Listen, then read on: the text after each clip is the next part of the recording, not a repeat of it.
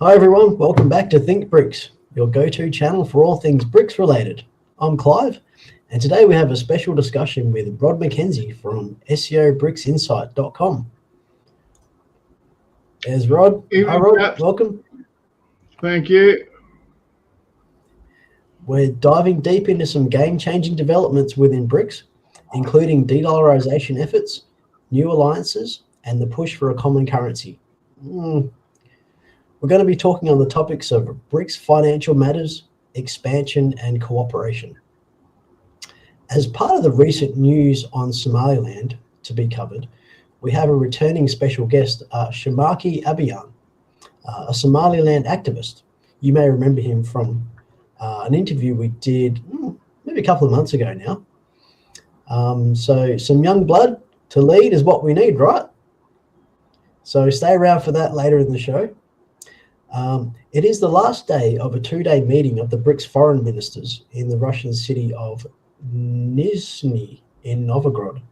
Nizhny Novgorod. Excellent. Thank you. The topics we will analyze today are in discussion right now. And just a reminder that the BRICS Games 2024 start tomorrow, the 12th of June to the 23rd of June. So I'll just bring that up. It's a pretty amazing website, actually. It's awesome. Check this out. That's sort of just really good website as far as the games, the medal standing. So that hasn't started yet, right? So you start to see that as there's results. The schedule. The Kazan, the location for the event, actually hosted the World Student Games about 3-4 years ago. It's also hosted a number of major international events before the Western countries decided to put a kibosh on Russia being involved. We had the World Swimming Championships as well. I mean, it's a great city for in the history of having sports events in it. So the World Student Games was a huge success. And it also hosted a number of games during the 2018 Football World Cup. Oh, too. Okay. Yes, really. There's the partners. So you can see a bit of promo for them. Keep that up. I always said when they got banned from the Olympics, I said, stuff them. Don't even worry about it. Just have your own games. And here we go. So we did a video on the Think BRICS channel about that a month ago. And if you see here, it's called First Look at Kazan Before Hosting the 2024 BRICS. So you can watch that video. Anastasia actually goes there and you'll see her just talking in the place. So, which is really cool. You see the pool and yeah. It's a pretty cool place. I mean, I've been there many times. It's very close to my wife's ancestral homeland, and I have family only 100 kilometers away. Plus, we have friends in the city, so we popped in and been there. It's a wonderful city. It's unlike anything you would have seen in the West in the way that it is laid out, and it's a really nice place to be, with the river and the lake and whatever. Oh, lovely. Yeah, I'm really going to look forward to that. Kazan is really going to be put on the map for the world to see. We're going to have the summit. We've got the BRICS Games. It's really going to get exposure. So, I think people are going to be searching for how do I pay for things in Russia? That's what's going to be like the top search, I reckon, on Google. So, speaking of money, as we do a lot on this channel, our first topic is de-dollarization in Latin America. So it's a big topic. Russia's push for de-dollarization in trade with Latin American states. According to a recent article from Sputnik Globe, Russia is actively discussing ways to reduce reliance on the US dollar in its trade with Latin American countries. This is part of a broader strategy to strengthen economic sovereignty and mitigate risks associated with dollar dependency. So I haven't really, it's not a very long article, but certainly, go to it. So it just says here, Russia is discussing de-dollarization trade with a number of Latin American countries, including Cuba, Nicaragua, Venezuela, as well as a number of BRICS states. Alexander Shetenin. Wow, these Russian names. The director of the Latin America Department of the Russian Foreign Ministry told Sputnik. So, it's happening. So it's a very short, Clive, one of the main reasons that's happening is twofold. Firstly, the Russians and these countries like Nicaragua, like Brazil, etc., are doing more and more bilateral trade, and it just seems, as we discussed with our friend Mr. Bayfield a couple of weeks ago, it seems really ridiculous to transfer Brazilian reals into dollars to send to Russia to transfer into rubles, and then the vice versa.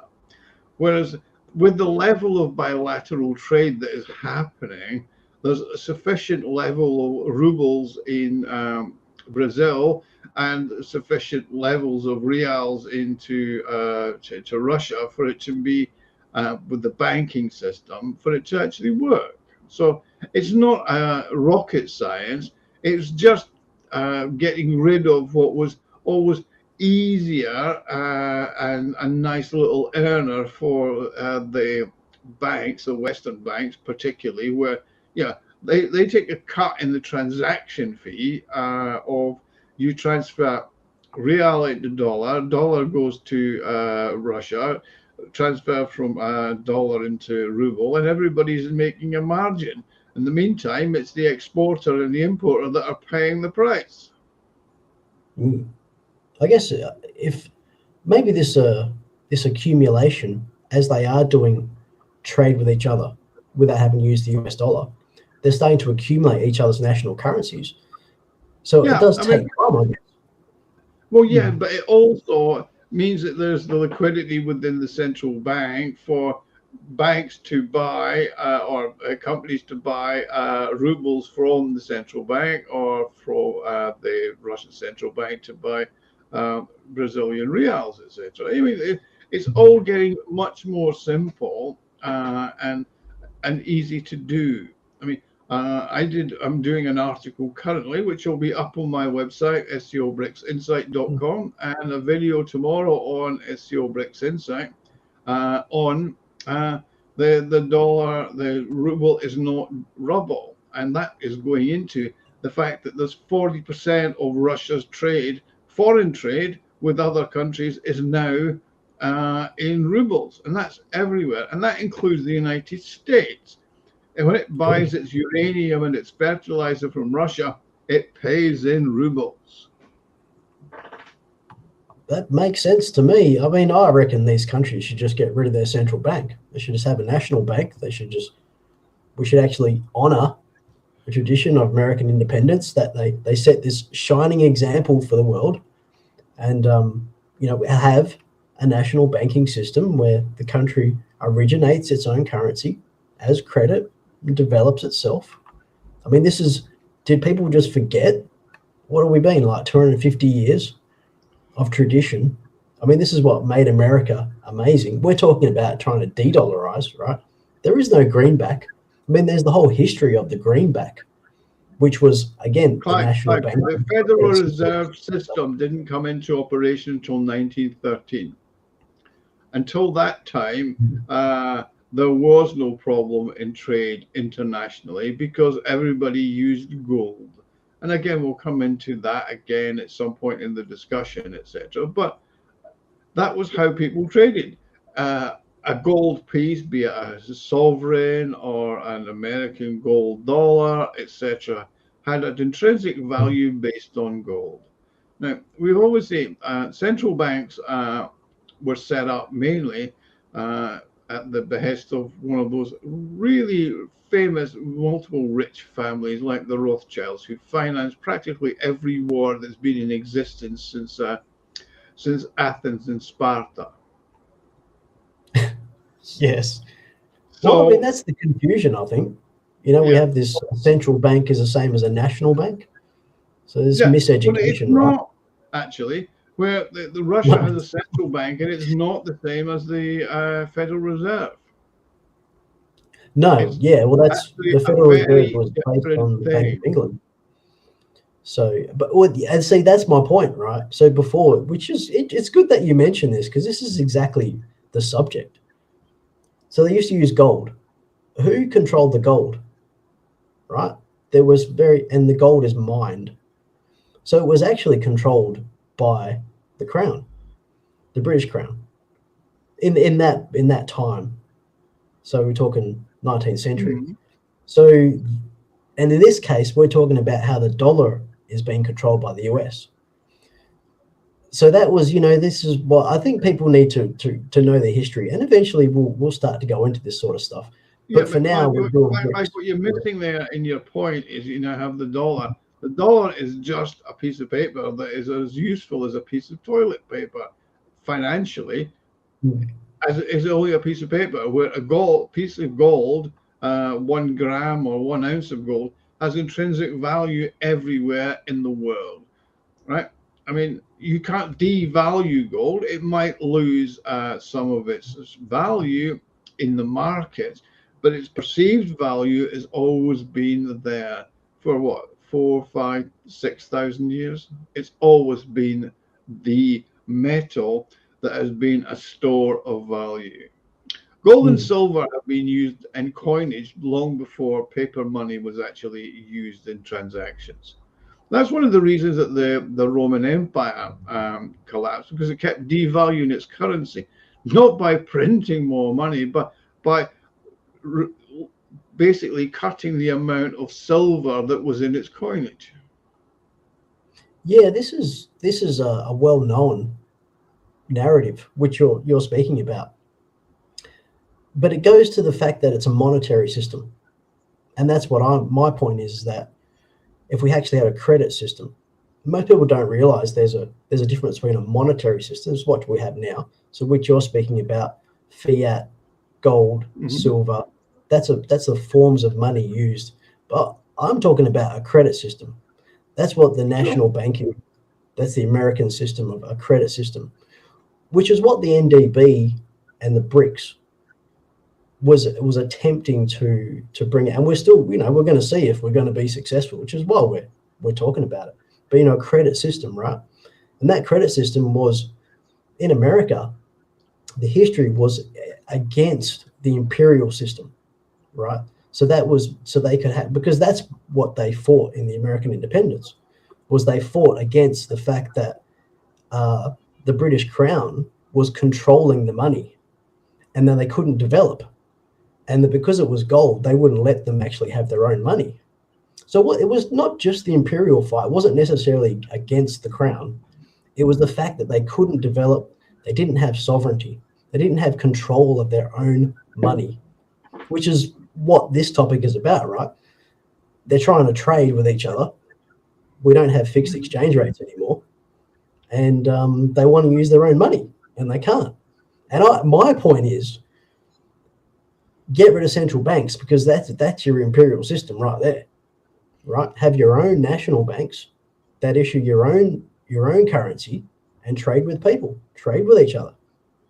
But hey, I'm Yeah, you see, currencies are only a payment piece of paper. What mm, needs to be done, and it will happen, is the fact that you just have a basket of the most used commodities: oil, gas, gold, uh, mm, iron ore, whatever, and you fix them at a price of X in rubles, X in rupees, and you work everything out in your trade between it. So you want to buy 1 ton of iron ore from Russia, and it costs 100 rubles in Russia. You are prepared to pay 77 rupees for it. You both agree, and there's the value. There is the exchange rate. Now, mm, if you're selling goods in rupees of 77 in value, that's fine. But if you're selling a piece of worthless paper, then it's not fine. Who wants a piece of worthless paper for something that actually has some value? Would you sell a ton of gold for what, 63.8 million dollars as it is at the moment, just through my quick calculation? Right. Yeah, nice. I certainly wouldn't take, if I had a ton of gold and somebody says, I will give you $67.8 million for that ton of gold, I go, no, thank you. I think I'll just hang on to it for the moment. Yeah, you'd keep it, right? You keep it as a story, maybe leverage it. I think that the gold will increase in value, where I know that the dollar will be devalued because it's lost 99% of its value against the against gold over the last 70 years. Yeah, and speaking of currencies, so let's on our next topic, because I mean this is a constant issue that we're sort of dealing with at Think BRICS, and you too, Rhod, which is cool. This is how we've got a bit of a common understanding here. There's a lot of hype, especially across YouTube, on new currency, right? But anyway, another major development is the preliminary work on a BRICS common currency. So, okay, all right. This topic has been gaining traction, and it seems like we might be closer than ever to seeing a tangible outcome. Sputnik Globe's recent report emphasizes ongoing efforts to create a unified currency that could revolutionize global trade. So, talking about currency, okay, so we're just sort of leading it's more like a unit, rather than actually a currency. We're not talking about replicating the euro or the dollar here, Clive. What we're talking about is something that is a unit and a store of value that will be traded between the countries based on an equivalent in their own currencies. Right, which is what in Bretton Woods, the original Bretton Woods Agreement, we were attempting to use gold. It wasn't gold for trade. So we're trying to stabilize currencies, and I think that's a good use for gold. Sure, as a balance. I mean, from what I gather, the new unit will be based 40% on gold and 60% on the value of the currencies of the BRICS. Correct me if I'm wrong, but that's the way I read the article. And I think that's good because it gives a level of room for maneuver. If one economy is suffering from inflation and devaluation, then it's obviously can't be, its currency cannot be valued at exactly the same as it was the week before. So as long as you put it, as I keep saying, as long as you have it something based on real value, something that somebody wants to buy rather than wipe their ass with. Yeah, totally. Yeah. And that's well, actually, I'll read. No, sure. See, that's a monetary system where you're talking about the form of money. So the form of the money. So if you had a credit system, so this is the same subject, but if you have a credit system, then the value of your money, no matter what form it comes in, is backed by the labor and innovation and productivity of the population of that nation. So that actually enforces sovereignty. So this is another. I agree with you, Clive, up to an extent, but everything else like that is based on trust.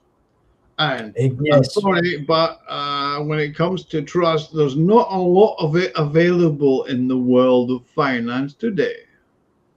Yeah, it's a good point. I mean that, and that's I guess the point, right? Where you have, and I'm using America because they're the only example of successfully bringing about a credit system.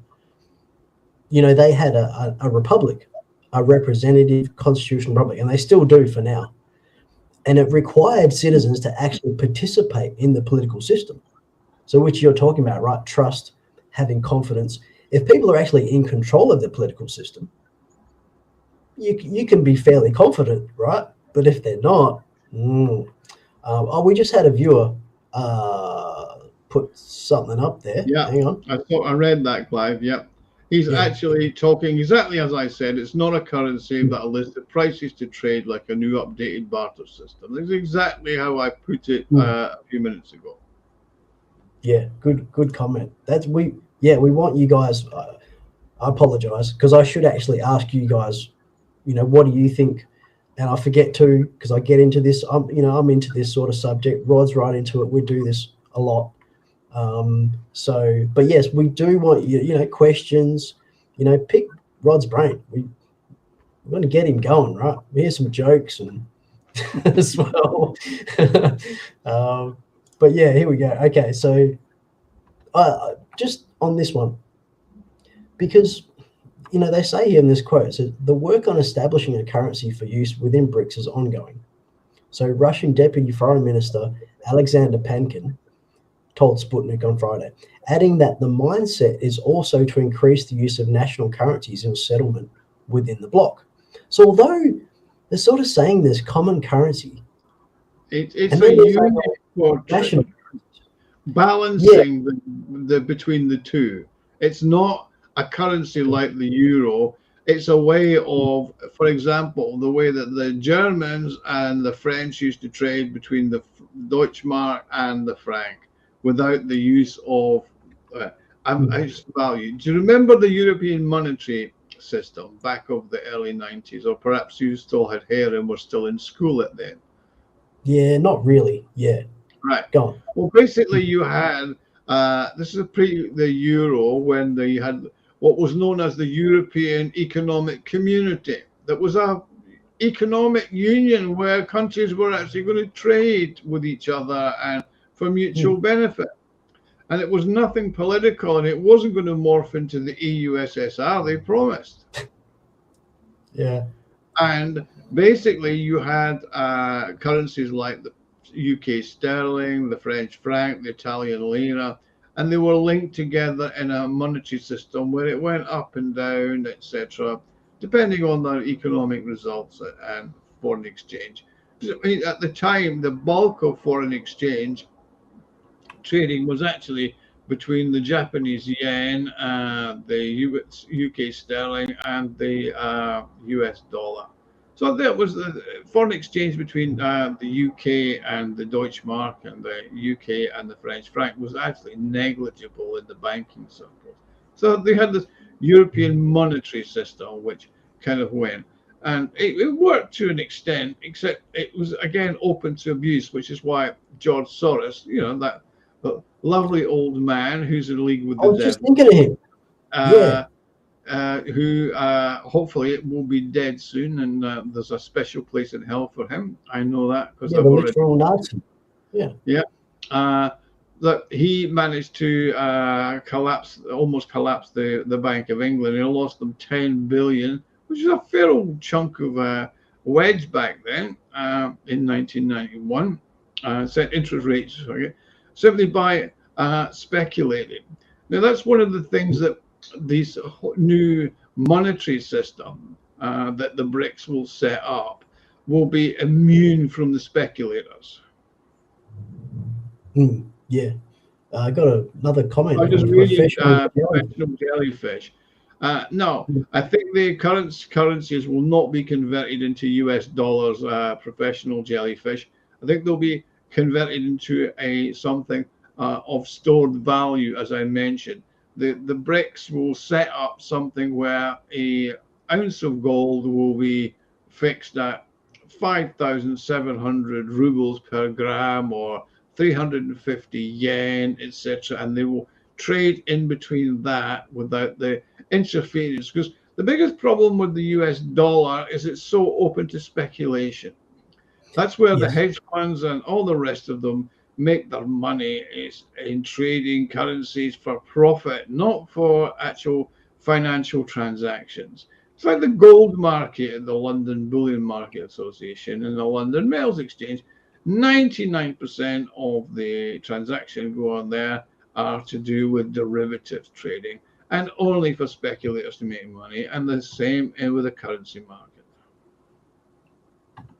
Yeah, I mean, this actually, that on this, because when we're talking about the current, that I think of Soros immediately. I think of Soros,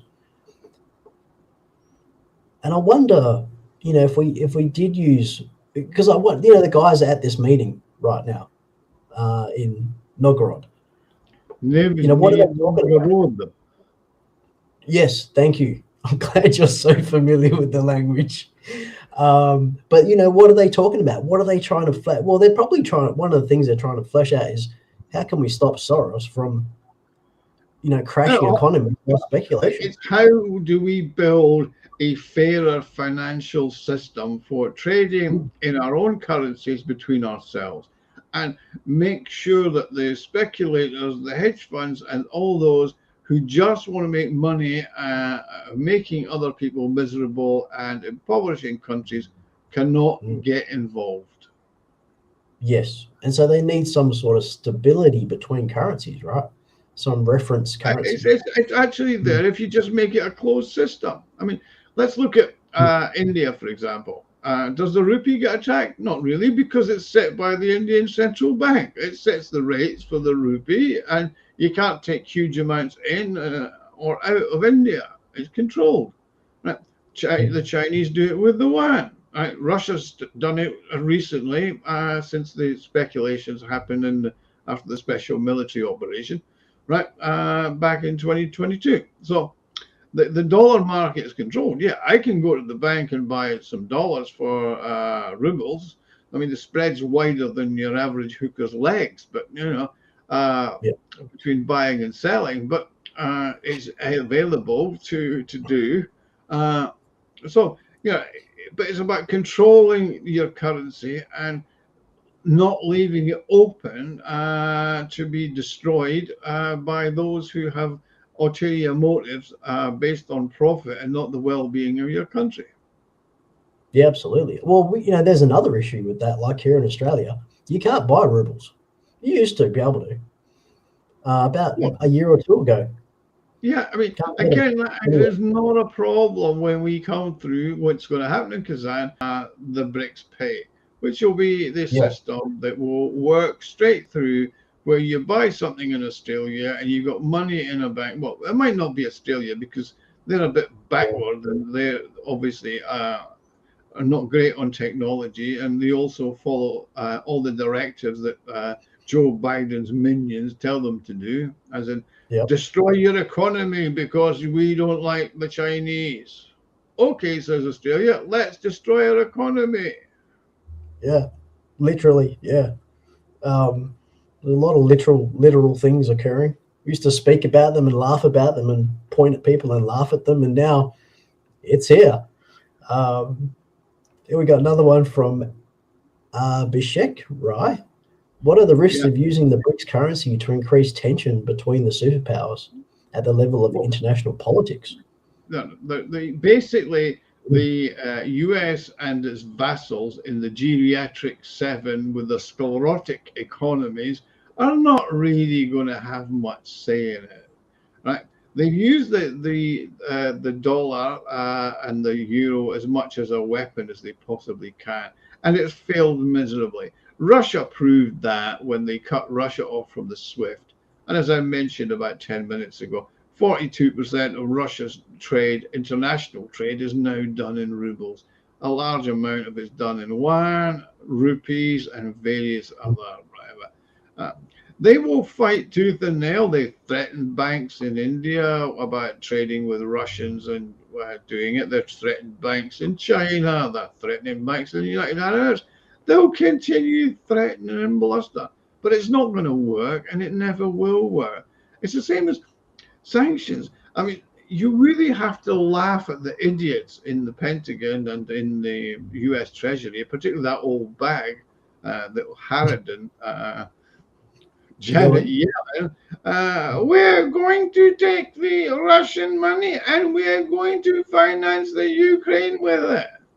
Good luck with that, darling, because the Europeans ain't playing along. They might give you a little bit of the interest money, but they're not going to get on the hook for all the levels of lawsuits when this is all over and you've gone off to your old person's home along with Joe Biden in your Gaga house, right? And when the legal ramifications all come home.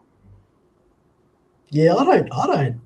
We had in Australia, we had the Senate inquiry, and they actually have, it's part of our system here. but they're able, the senators are able to question the different government departments, and they were questioning the Reserve Bank of Australia, and they do this routinely. And but recently it came out that the meeting minutes, what they actually discuss at the central bank between the Bank for International Settlements, which is the central bank of central banks, and the Reserve Bank of Australia, is actually, it cannot be disclosed. So it's completely secret. And even the government is not allowed to know, right? And it has, it's this quasi-government controlled bank, right? The Reserve Bank, right? I mean, these people, like you mentioned about India's central bank, right? They're pretty good. They're doing the right thing. I don't know. Anyway, let's go on to the next. Again, when you're looking at the BRICS, the one thing that the Indians, the Chinese, and the Russians have in common is a tight fiscal policy, and they know what they're doing. Where in the US, as I mentioned, the Treasury Secretary is a aging harridan who hasn't got a clue. I mean, she's the woman who said 3 years ago that inflation is transitory and I don't expect it to last very long. You make a good impression of her, as long as Joe Biden's presidency, and it doesn't look like it's going away anytime soon. Yeah, she's... Where even the Financial Times and The Economist, both globalist shrills and mouthpieces, have said that the Russian central bank chief Nabulina has been central banker of the year and has a mastery understanding of how to manage an economy. Hey, that's, I mean, for what's going on, I think that's deserved. I just don't trust them. They keep it in secret. But no, it's okay. We'll go to the next one, all right? Because actually moving pretty quick through. This is not bad. So the next topic I want to bring up here is Saudi Arabia's digital currency project. So let's come back to, this is the sort of money part, the financial part. Digital currency theme with Saudi Arabia's involvement in digital currency project alongside China and the UAE. So AI Monitors, which is this article, highlights how this collaboration could pave the way for future BRICS-related digital currency initiatives. This is why I'm picking on the central banks, right? Because in this article, right, I've highlighted things. It says the Bank for International Settlements announced on Wednesday that Saudi Arabia is joining Project Bridge as a full participant. The project explores a multi-central bank digital currency platform to enable cross-border payments. I don't think I trust the central bank to do that. Anyway, I don't trust the central bank, and I don't actually trust the Bank of International Settlements, which is the central bank of central bank. I mean, any project that they're involved in is part of the establishment, which is the control that we talk about with the US and its institutions like the IMF and the World Bank. So I'm sorry, that they've got no independence. So I would look at something that the governments of the BRICS introduce that sounds like it's going to benefit their countries, but also other member countries of the BRICS and those who aspire to be BRICS, plus members of the Shanghai Cooperation Organization, etc. You can guarantee that if the Bank of International Settlements is okay, it's an establishment globalist toy and tool for control. I mean, actually, you bring up a really good point here, Rod, where the BRICS countries, where they're dealing with each other and talking with each other. Oh, actually, Paulo Ziliani, is the communication system safe enough to operate the BRICS payment system? That's a good point. Of course it will be. It'll be blockchain, so it's going to be not too difficult. So I've got no problems about the system. Thanks, Klaus. There you go. Love my humor. She loves your Janet Yellen. I was going to say, this brings up a good point where, the BRICS, they're working together, they're talking with each other, and they're sort of holding each other accountable in a, you could say, in a group Well, ethic. this is a radical difference between the BRICS and the G7. The G7 is basically the geriatric seven told what to do by the US, and it's this aging club of, let's look at the countries individually, right? Canada, what's its economy? Nothing. It's not great. What's France? Not a lot. Germany, in the toilet, right? Italy, Yeah. forget about it. As they say in Italian, New York, forget about it, right? You've got Japan, it's been in stagflation for 20 years, right? And you've got the UK. Well, the least said about the UK's economy, the better, right? So It's not going good. you are really going to trust anything that they come up with? I mean, basically, it's like the US has 7 little lapdogs all running around yapping and agreeing with it and then licking its face. Yeah, it's a where was this distinction before? Instead of multipolar, so several verticals, you've got what is termed correctly multilateralism. There's a central on top, someone's on top, and they're going, okay, you do this, and you do this, and you do this, and you do this. Anyway, I was just making that distinction because that's sort of what you're talking about, right? With this G7, it just there's still one person on top telling others what to do. It's instead of the companies sort of equal on equal footing, saying, "Yeah, we want this. What do you reckon?" I mean, what BRICS needs to and still works as a cooperative, where each of the members has the same level of voice and the same level of input, not necessarily dependent on its size. So that China, Russia, India have exactly the same amount of voice as Iran or whatever, and coming to the consensus when they talk about what is good for the benefit of all of them, right? What you have with the G7 is the US says jump and the rest of them say how high. Yeah, exactly. Which, and I'll just pull up this other highlight because I only made a couple of highlights in this one. But work on the project mBridge began in 2021 via collaboration between BIS, the Central Bank of the UAE, the People's Bank of China, the Hong Kong Monetary Authority, and the Bank of Thailand. There are additionally 26 observer members in the project, according to the Biz. I was wondering, in this, we're talking about, because this is a really important point, because this is CBDC, right? And everyone's, if you're not up with the news about this, you should be, do a bit of research. But this is an issue because there's this control, right? There's this central bank control, centralized control. That's why Rhod's sort of talking about, with the G7. It's an issue. This is why we're sort of talking about it in this way. I wonder whether these countries can actually pull this off, and considering what I just read there, right? So the Central Bank of the UAE, the People's Bank of China, the Hong Kong Monetary Authority, the Bank of Thailand.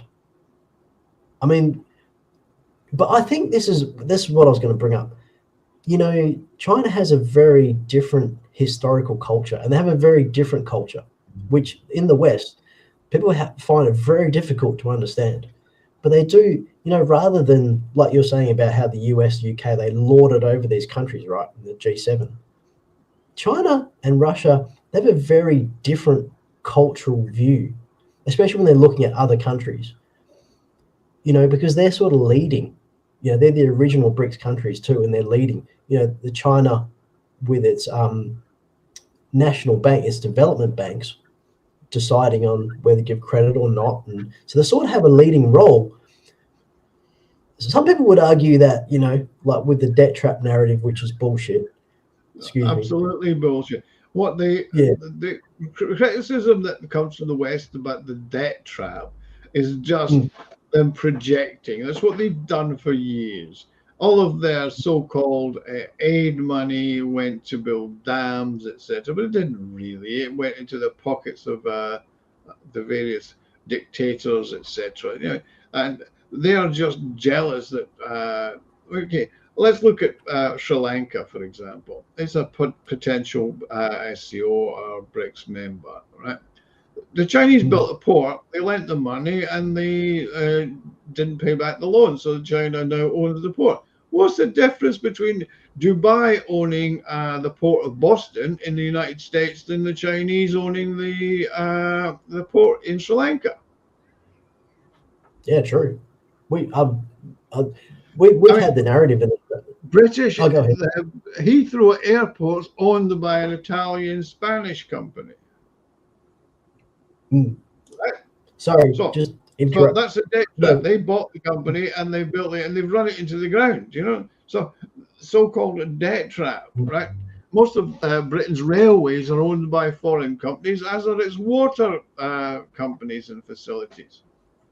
Nobody talks about Britain sold off its various assets to all these foreign companies, and they've now run them into the ground.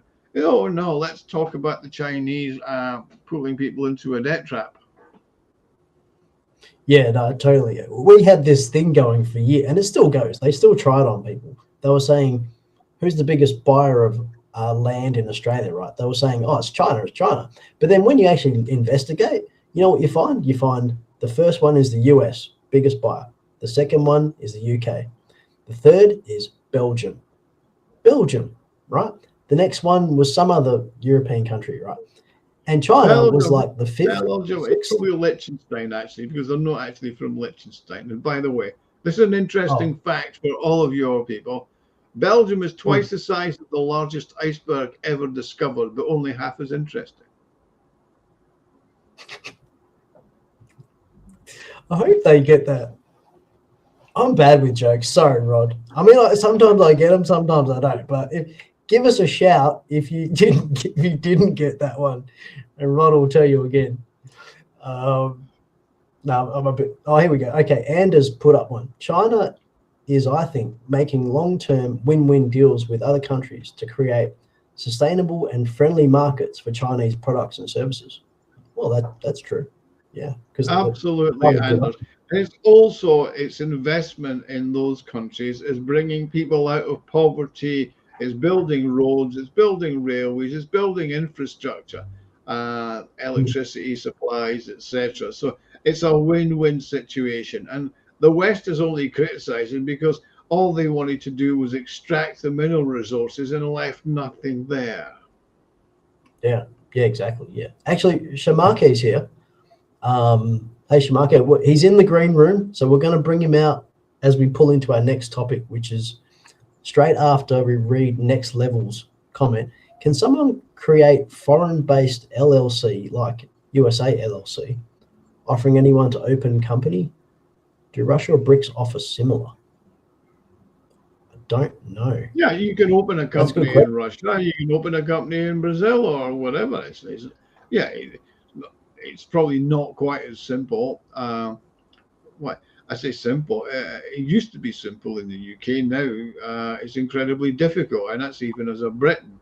I mean, despite the fact I have a British passport, I have to provide a utility bill if I want to have a UK bank account in a UK company. And that's despite the fact that I'm not living there. I just want to open a company there. Oh, no, sir. I need to see a utility bill see if you paid for your electricity. These are all kind of crazy people. I mean, opening a company here in Russia is actually relatively straightforward and simple. Right. Well, Hung Tran has said, as long as goods and services are denominated in dollars, US would continue printing dollars to buy all they want. Petrodollar would just become... Hang on. Tran, what we're talking about is de-dollarization. You're missing the point. You're on a hung line here. Basically, Russia's selling its oil not for dollars. It's selling its oil for rubles, right? It's selling its uranium to the US for rubles. Yes, the US give them dollars, but then they have to convert it into that to rubles for that. So the amount of dollars in circulation is dropping. The amount of dollars that is being used to pay for is down to 58% of global trade from 77% 15 years ago. That's going to continue to diminish, and if BRICS come up with a currency, there's going to be very little need. So I'm sorry, you've got the wrong end of the stick. Please listen more carefully. There you go. That's Rhod. Well, let's move on to our next subject, which is the tensions in the Horn of Africa. So let's bring in Sharmaki. We haven't seen him for a while. There he is. There we go. You can unmute, Sharmaki. Oh, yeah. Hi. Just to do it. Hello, everybody. Hi, Clive. Hi, Rhod. Lovely to meet you, Rhod. Lovely to see you. Hi, nice you to too. meet you. Thanks for coming short notice. No Much problem. appreciated. To be here. Yeah. We should ask you, how have things been since we last talked? It was a couple of months ago, I think. Yeah, it was quite a while ago. Things have been good. They've been exciting, as you know, it always is. And I think it's just been full steam ahead when it goes with, in terms of the deal between Somaliland and Ethiopia. Oh, good. Okay. Because I've got this article here because we wanted to bring this up. This is, and feel free, Rhod, to chime in here, because Sharmaki is a Somaliland activist, and we did an interview with Sharmaki, and it was really good. I mean, I was very surprised, and if you haven't seen it on our channel, please go and see it. And this is quite significant what's happened. But anyway, this article, and we'll get your take on it, Sharmaki. So I'll just read a couple of quotes from it. So they're talking about how there's this issue, right, between Ethiopia and Somali, and Somaliland and Ethiopia is not happy. Somalia is not happy with Somaliland because Somaliland had made a deal with Ethiopia, right? So this is recently, and it's sort of continuing. They say the fuse this time is represented by the Somaliland issue, a vast region which has long aspired to independence from the government of Mogadishu, which is Somalia, and which has long behaved as an autonomous, albeit unrecognized state entity. Ethiopia has been pursuing the goal of obtaining an outlet to the sea for years, but its attempts have always failed. The tone between Mogadishu, Somalia, and Addis Ababa of Somaliland has become increasingly harsh with the form of Ethiopia. Sorry? You just got one wrong there, mate. You just can't. Oh, did I? Okay, sorry. But sorry. To expel the Ethiopian military. So no longer peacekeepers, but now defined as occupiers and aggressors. So that's sort of what's been happening. But that's why we got Sharmaki, because we want to know, what's sort of going on, because it seems to be increasing tension. What's going on, Sharmaki? What do you reckon? I think, Clive, it's important to stress a few facts here before we actually get into the detail here. And I know you're probably well versed on it, Clive, based on our previous conversation, and your viewers as well, hopefully. So I've got a couple of issues, as you probably are aware, with that article, because Somaliland and Ethiopia are both sovereign de jure states and are well within their rights to enter into any agreement which they see as being beneficial to their national interests. It says it's a de facto state. It's seeking independence, but we're not seeking independence. Somaliland's seeking re-recognition, and we are independent, and we are a sovereign country which comply with the Montevideo Convention.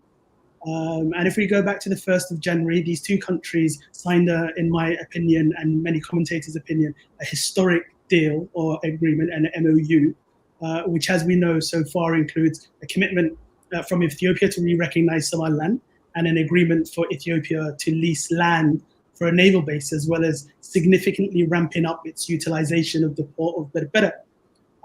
We don't have all the details which are being negotiated, but since we last spoke, Clive, there's been huge amounts of progress, as I said, in the negotiations between the two countries. They're working towards a deal which is mutually beneficial, which is a win-win deal for both countries. And I think, as I said previously, will actually be an exemplar, which will set an example for the rest of Africa, and will show how two neighborly friendly countries can cooperate together for the mutual interest of their people, of their citizens, in the name of development, peace, and prosperity. And I think lastly, we must also remember the reason why Somalia is actually trying to cause such a stir. Firstly, it's not the first time they've done this. The deal signed between DP World of the Emirates, the UAE, and Somaliland to actually develop said Berbera port. They made as much noise about that deal as well, taking it all the way up to the United Nations Security Council.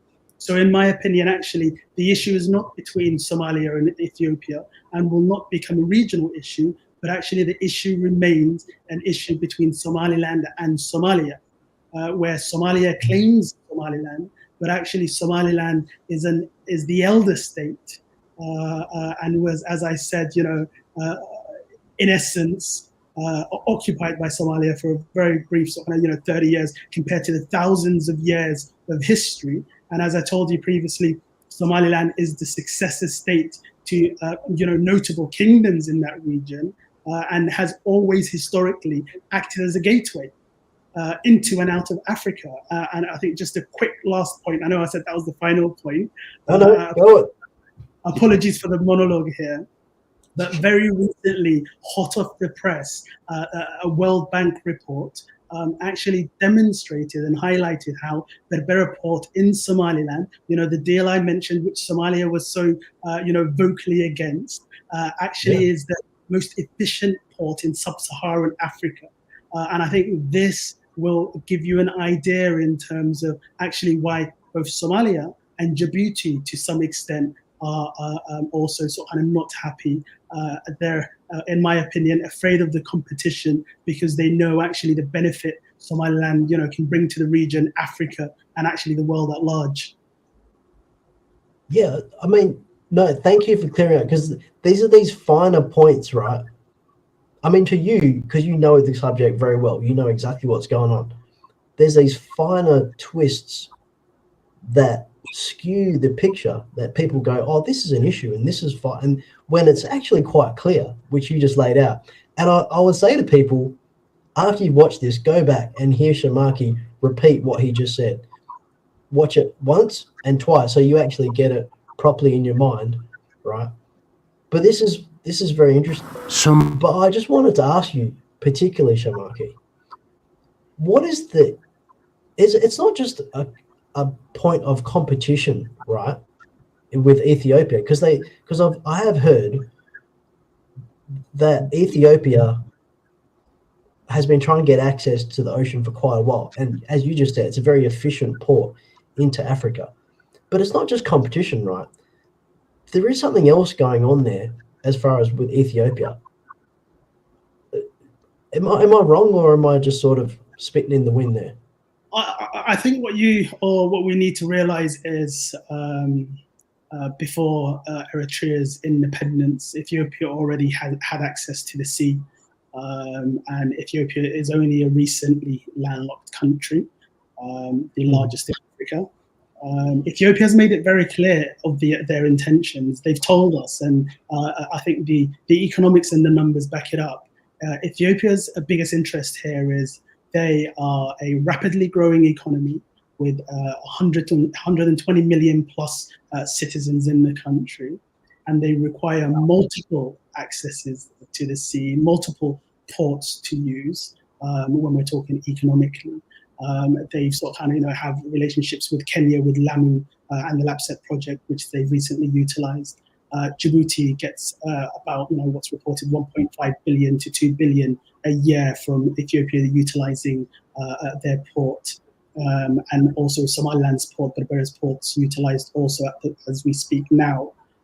So I think that should give you an indication, and the viewers an indication into why it's so important to Ethiopia. And I think the other part, which we'll probably come to at some point, is the naval base aspect of the deal. Yes. No, that's right. So it's development. It's the general welfare of the population.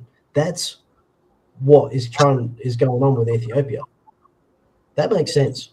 Exactly. To me, that makes sense. That's a real reason to defend or continue with something that's has issues, military issues. That's a real need that you would, as a nation, as people, you would keep going with. You would not stop because there is a genuine interest. And that's why I sort of bring this up with you too, right, Shamaki, because I want people to realize we don't just kill each other. We don't go around killing each other, okay? There's a reason why we go against and we do stuff, right? People put their head down and bum up.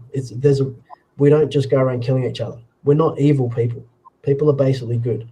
GM has said here, Shamake, is it true that 10 or more African countries will recognize Somaliland alongside Ethiopia soon? That is what is being rumored. We don't know the finer points of the negotiation, but actually some have it at more than 10. We know that historically, actually, there's been a lot of appetite and interest. And as part of our last conversation, what I said was a lot of countries knew that, you know, the issue Somalia would have would be the re-recognition of Somaliland. So they would do everything that they could and, you know, throw their toys out of the pram, to say the least. So Ethiopia, in essence, has actually given a lot of countries cover, and actually a lot of Western countries and sort of, you know, further afield as well, have said on multiple occasions that they want this to be Africa-led, and Africa is now deciding and talking and speaking out loud and saying we will provide the solutions to African problems, and I think it's about time for the rest of the world to get on board and let Africa decide and determine what's best for its future. East Africans to determine what's best for its region rather than being dictated to. Yeah, absolutely. Yeah. Actually, just to plug in here, because you're not familiar with Rhod Mackenzie. Rhod's Scottish in Russia. But something that I didn't find out, Rhod, until we met Shamaki, he explained that Somaliland was a British protectorate. And Shamaki's in the UK. And I don't know if you know that or not, but... Well, he obviously has been educated in England by his accent. I mean... Yeah, he has an English public school accent as opposed to my accent, which is Scottish. No, I'm here in, you know, raised in West London, and, you know, yes, whereabouts in West London? Ealing. All right, whereabouts in Ealing? I used to live in Ealing Village. I had an apartment in Ealing Village. Oh, fantastic! It's very nice, very nice. So not too far, about 10-minute drive. Yeah, very, yeah, fantastic. Yeah, I had it for a while, but then I wasn't using it at all, so I got rid of it. But I lived in Bayswater for 25 years. And now? I live in Ufa in the Ural Mountains.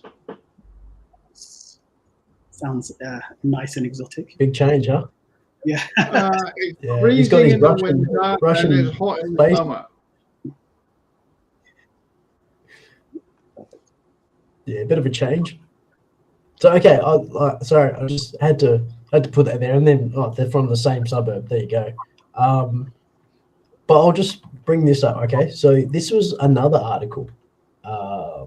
Let me do that. Hang on. Oh, get my computer working right. It's all right. So this was just another article that the producer thought we'll just sort of, you know, look at. Somalia wants all the Ethiopian troops to leave by December.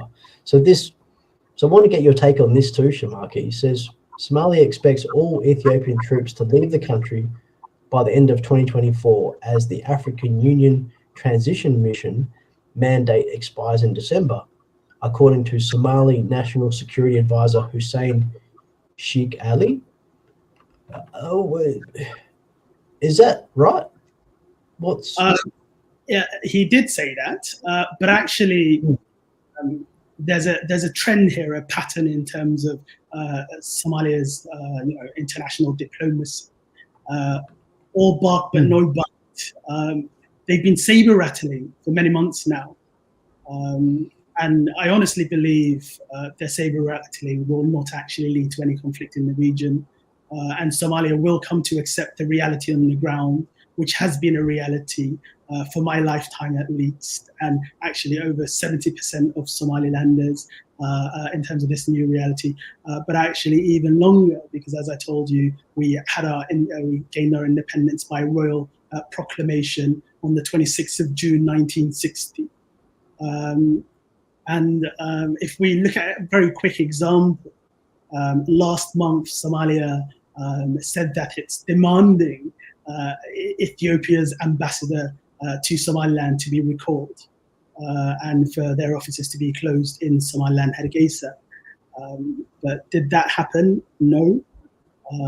Could they do anything about it? No. Why? Because the reality on the ground dictates otherwise. Somaliland has good relationships with Ethiopia and maintains good relationships with his neighbors and will continue to do so. Right. And actually, yeah, sorry, go on, Clive. Oh, I was just going to say, leading into the topic of the naval base and the military strategic aspect, you said you had something about that to tell us about. Go ahead. I do. Yes, and it's linked to the economic information that I provided earlier. Ethiopia, as I said, it's one of the fastest growing economies in Africa and has been for quite some time. Ethiopia has huge human capital, 120 million plus people. So that market needs to be serviced. And in addition to that, we know that the Red Sea, Gulf of Aden, at this point, there's a number of issues, whether it be Houthi attacks or whether it be from Somalia. So Ethiopia's interest there is to guarantee and secure these passageways for its economic development and progress. And I think when you look at it from that perspective, you will actually realize, this isn't no ill-intended quest, but actually it's based on mere numbers. And now it's up to both Somaliland and Ethiopia to negotiate a deal which both countries are happy with, which can facilitate that. We know Ethiopia and Somaliland are both, security guarantors in the region already. All this noise about actually the region will be plummeted into conflict because of this MOU, but actually it's Somaliland and Ethiopia mainly in this region that are the peace guarantors. Somaliland in the Gulf of Aden already has been entirely free of piracy attacks, and its coast guard has been patrolling its borders. And Ethiopia, on the other hand, has thousands of troops in Somalia itself at this point. And just going back to what you said earlier, sorry, we're just jumping a little bit here, but that statement made by the security advisor actually was strongly rebuked by a number of the federal member states in Somalia itself, because they realize the important role Ethiopia plays within Somalia, as well as other ATMIS, African Union forces in Somalia, to guarantee the security of this federal government of Somalia, which is making so much noise, to the extent that Somalia's biggest donor, America, at the beginning of this month, the State Department and Secretary Blinken actually spoke to the president of Somalia and told him to tone down the rhetoric and focus on its counter-terrorism objectives, because they are actively trying to play a not so smart game of chicken with Ethiopia and Somaliland, basically telling the international community, if you enable this deal between these two sovereign de jure countries, then we will crumble and we will cause chaos in the region. Like, it's just crazy that that's the diplomatic rhetoric coming out of Somalia. It just shows the level of maturity in terms of the politics that's actually being played there. Whereas Somaliland has shown that it's a stable, rational actor that wants to work with the world, that demands re-recognition, equally from all states across the world. And Somalia has actually ill intent, and I mentioned the genocide that happened to my people, and actually the genocidal intent, and the fact that Somalia, since we spoke, has continued its rhetoric about funding, arming, and organizing warlords in bringing them, shipping them over to Somaliland to cause conflict, because they realize that they can't stop this deal, and the only thing that they want to do now is to try and delegitimize Somaliland. That's their only option, because they actually have no tangible, intangible impact on the ground in Somaliland. Wow, this is so enlightening to hear. I really hope the audience really appreciates someone like Shamaki coming on and laying it out in a really good way too. No, thanks, Shamaki. Rhod, if you got any questions, or because Africa, apart from South Africa, is not an area of my expertise. I spent very little time in Africa, apart from South Africa. So, and it's not somewhere I've focused on. I've done a bit of Latin America, obviously Central Asia. So, and as you know, Clive, unless I've got something positive and to say and I can contribute, I'll just shut up. Okay, no, that's cool. Yeah, because I actually wanted. Look, we actually need to close off, but I just want to tell the audience we're going to talk about Turkey, and but we're getting late. We need to turn off. We're going to let Shamaki go. Next time, mate. Next time. Next time. Look, I tell you what, I will put up this because people should know what's going on. So let me do that before we end off. Okay. So let me just show up. Shamaki's here. There's something he can say.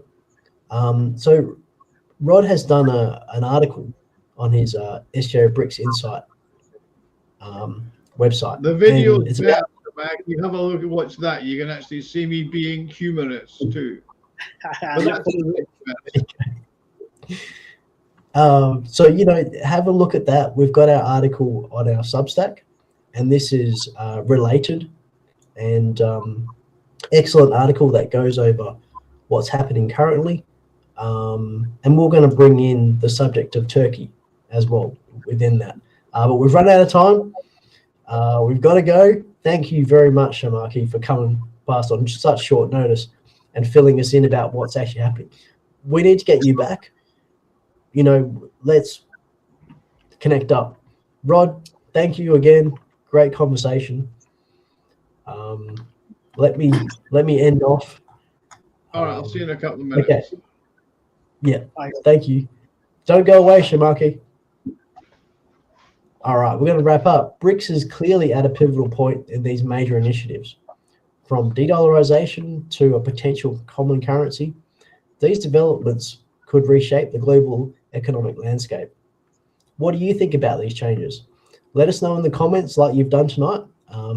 Ask questions, and don't forget to like, share, and subscribe to stay updated with our latest BRICS news. A big thank you to Rhod Mackenzie for joining us today, and Shamaki Ali. Until next time, stay tuned to Think BRICS. Ciao.